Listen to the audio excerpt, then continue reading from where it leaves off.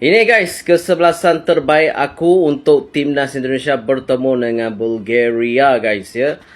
Ini guys, aku dah siap dah buat kesebelasan dah. Jadi, kalau kalian lihat ni, formasinya 3-4-3 guys. Goalkeeper guys, kita mulakan dengan goalkeeper. Kita ada Martin Paes guys ya. Jadi goalkeeper terbaik tu. Martin Paes adalah pilihan aku. Dan 3 defend di belakang guys ya. Kita ada JEZ sebagai captain, El Cambago dan Justin Hubner guys. Macam guys. 3 defend di belakang.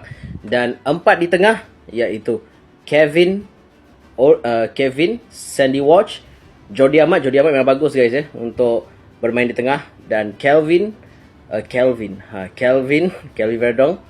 Dan untuk barisan serangan guys ya, ada 3 player iaitu Beckham Putra, Ramadan Sananta, My Brothers, dan Ole Romeni guys ya. Jadi guys ya, 3 barisan serangan ni, of course Beckham perform bagus, Ole pun sama, dan Ramadan aku rasa beliau mungkin akan jadikan gol insyaAllah guys ya.